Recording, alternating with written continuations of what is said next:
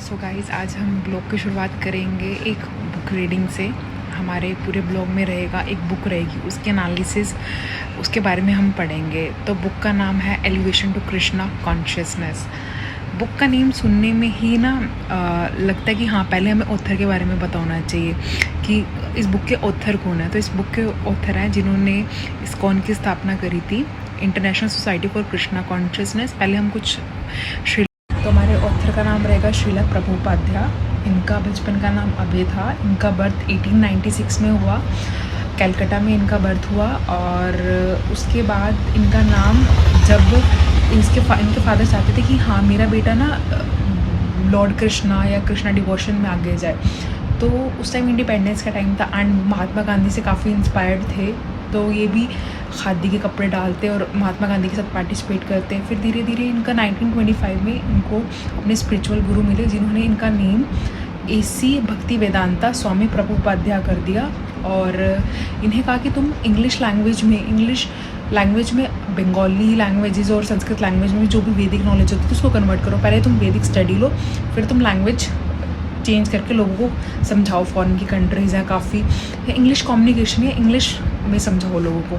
तो इन्होंने उस चीज़ पे वर्क करना उन्होंने वो काफ़ी बुक्स लिखी, भक्ति के ऊपर काफ़ी बुक्स लिखी। काफ़ी बुक्स इन्होंने उस पे लिखी, भगवद गीता पे लिखी। और इन्होंने क्या करा, सुबह 1 बजे से लेकर 4 बजे तक ट्रांसलेट करते रहे लैंग्वेज में, ताकि फॉरेन कंट्रीज़ में क्या हो, वैदिक नॉलेज बढ़े, लोगों को इंस्पिरेशन मिली। इन्होंने बहुत बुक्स लिखी और इनकी लाइफ जर्नी थोड़ी डिफ़िकल्ट रही। इनको मेजर हार्ट अटैक्स आए, और बट इन्होंने भक्ति और प्रीचिंग कभी नहीं छोड़ी अपनी लाइफ में और आगे बढ़ते रहे। अब इस बुक में हम 8 चैप्टर्स हैं। वैसे आपको मैंने ऑथर के बारे में फर्स्ट चैप्टर तो क्लियर कर दिया, एंड नाउ बाकी रिमेनिंग 7 चैप्टर्स भी हैं। जो हमारे रिमेनिंग 7 चैप्टर्स रहेंगे, उसमें से पहला चैप्टर है choosing human and animal lives.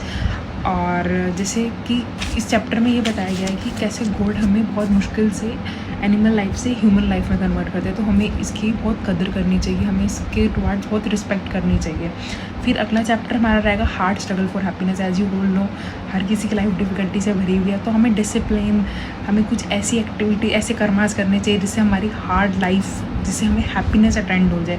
Hard struggle करना पड़ेगा हमें हैप्पीनेस के लिए। तो उसका towards a peaceful society. Everyone wants कि पीसफुल सोसाइटी, हार्मफुल सोसाइटी ना हो, पीसफुल सोसाइटी जहाँ पे कोई भी मारा पीटी ना हो, कुछ ना हो। एक सोसाइटी पीसफुल होनी चाहिए। फिर उन्होंने बताया knowing Krishna as he is, Krishna से बड़ा कुछ नहीं है, कृष्णा ही सब कुछ है, सब में कृष्णा है, एंड कृष्णा ही सब कुछ और अबव है। ठीक है।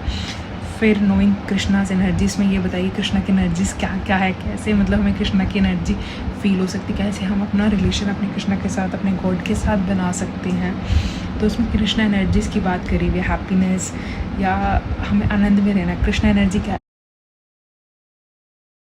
आनंद में रहना, always feeling happy, always feeling in peace. ठीक है। फिर हम टेकिंग टू कृष्णा कॉन्शियसनेस करेंगे। हमें कैसे कृष्णा कॉन्शियसनेस नाम जब या कृष्णा को याद करना चाहिए एवरी टाइम, ये रहेगा इस चैप्टर में। फिर उसमें लास्ट में रहेगा ग्लोसरीज, कि कुछ ऐसी टर्म्स हैं, मुश्किल टर्म्स हैं जिन्होंने डिफ़ाइन ईजी वे में कर रखी हैं। तो please read this book, link description में। सो गाइज, आज हम